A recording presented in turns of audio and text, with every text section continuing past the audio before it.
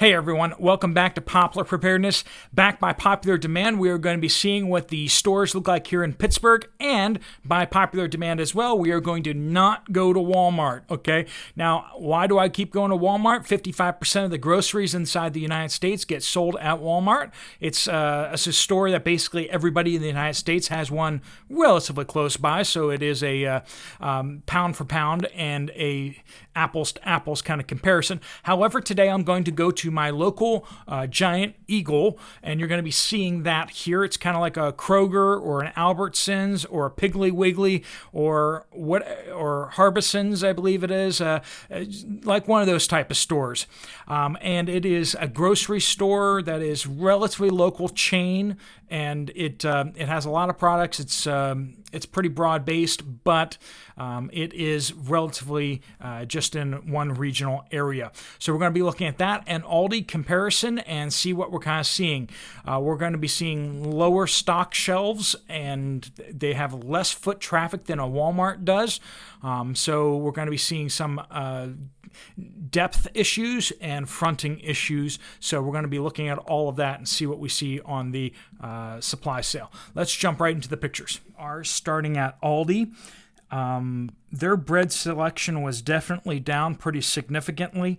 A lot of holes there that I haven't seen for a bit, particularly in bagels and other specialty bread products and bakery items. That could be a bit more of a restock issue.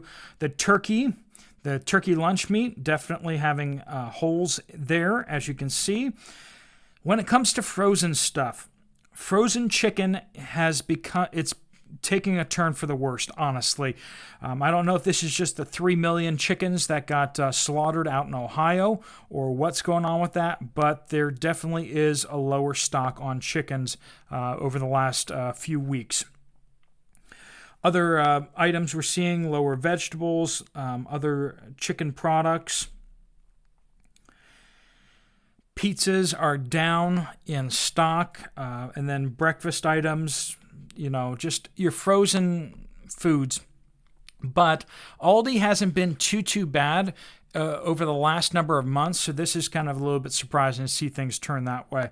However, they did suddenly start getting a whole bunch of rice in. For a bit, they were not getting rice, but I remember back when these bags were more to the tune of like $1.30 or something like that. They have definitely gone up in price quite a bit. They still aren't too bad on prices, but when you look at the pasta sauces, you see some pretty gaping holes, some big sections missing. And, of course, corned beef hash for, this is now 3 weeks running, or is it 4? No corned beef hash at the different Aldis that I've gone to.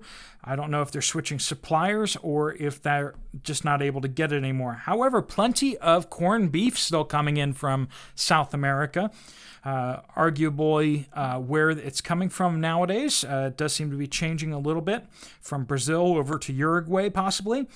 But then when we come to pasta, look at that. No macaroni. No pasta macaroni. Which, of course, we like to say on this channel is like the cockroach of pastas. Not because it's bad, but because it's just, if you go to the store and there's only one type of pasta, it's going to be macaroni. So it was a little surprising to see that out. Bacon is having issues there. We're seeing some issues with other pork products too. So keep an eye on that. Also, we're seeing at Aldi that they have plenty of chicken breasts, but they also have a limit of 2. So even though they have chicken breast, you're not allowed to get too much. So if you have a big family, well, tough luck. Or you need to bring someone with you to purchase a separate shopping cart from the shopping cart rack for 25 cents. That's twice your cost. That's 50 cents for just a large family trying to stock up. And then you come to Giant Eagle. So this is the local grocery store here in Pittsburgh, Pennsylvania. They are also having issues with vinegar. So you can see there that they clearly have a whole shelf that's just has a gaping hole of vinegar.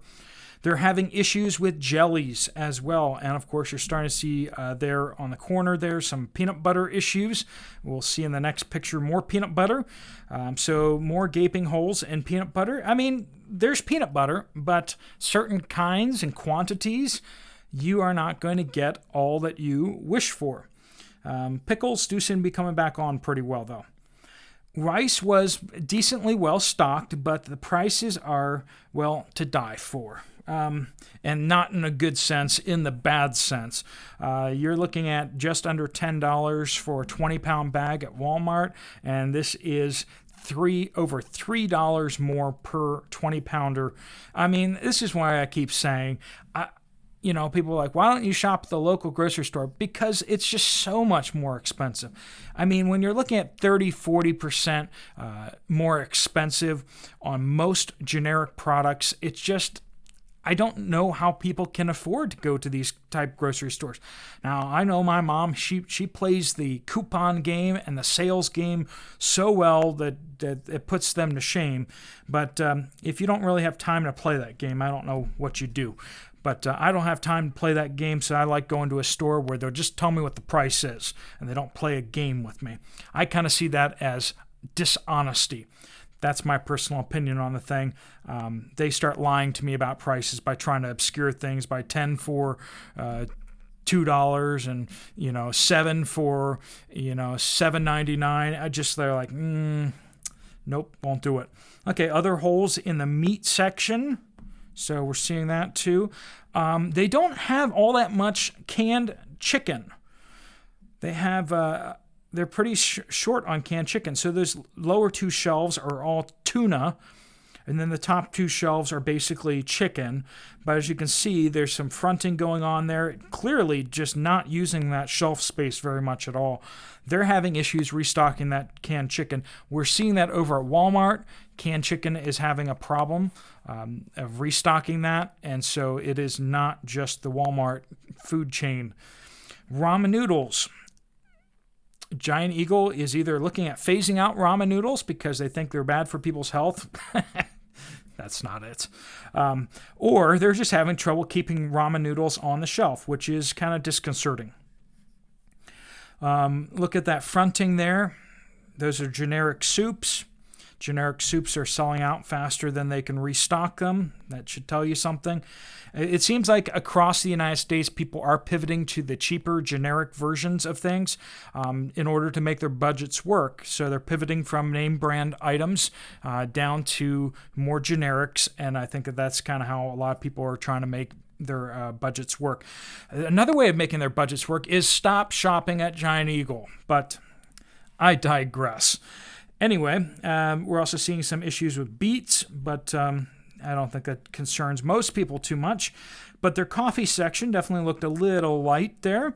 So when we're looking at their generic coffees and the cheaper kind of canned coffees, there's definitely space there that they could have put more out, and that's speaking to them not being able to put out enough. When it comes to tomato sauces, tomato spaghetti sauces, we're seeing holes. We're seeing whole sections of product not being restocked properly, and that really points to supply issues, not just worker issues. All right, so we're seeing here pasta. We got some pretty decent holes in the pasta section. That's the fancy side of the pasta section. I think the whole thing is kind of fancy, but when we look at the rest of the pasta section, we have some other holes, some fronting going on there too, to kind of make it look like there isn't as many holes as there are. I think a lot of those holes are being formed because this was fronted. So that's my opinion on that. Flour looked not too bad, but it's definitely lower than what you would expect it to be. For a fancy grocery store, you'd expect more people to actually be making bread with flour, but the choices are down and there's some holes there. Vegetable oils, they do seem to be having issues restocking vegetable oils as well. However, if you see there, some of these items, they have the vegetable oil all the way in the back. It's not fronted, so that kind of shows that maybe this was drawn down by just increased purchasing, and that they potentially restocked that whole shelf last time around, but then people just went in and bought all the way to the back of the shelf.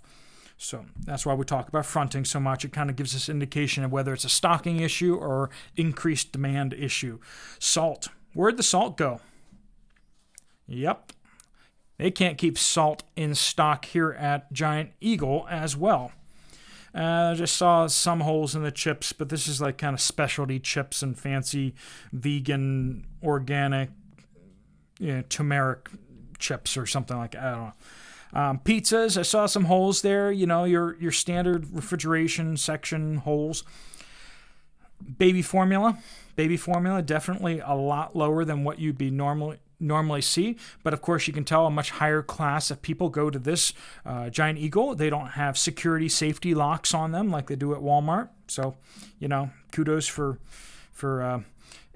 living in the suburbs, I guess. Here are the just breakfast foods in the frozen section. Got a variety of holes there.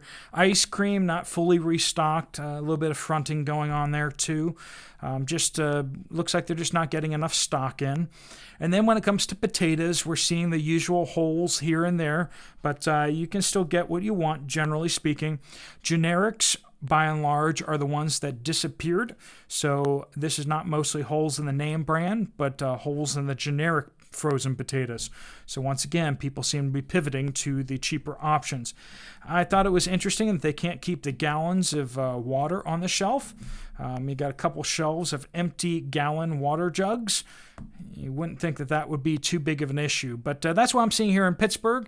If you guys would just keep your reports coming in, just use the word update in a comment and let us know generally about where you are and how things are going there shelf-wise. All right, folks, there's another video up on the screen if you want to check that out. I'll see you over there. Otherwise, I will see you later. Steve Poplar, out.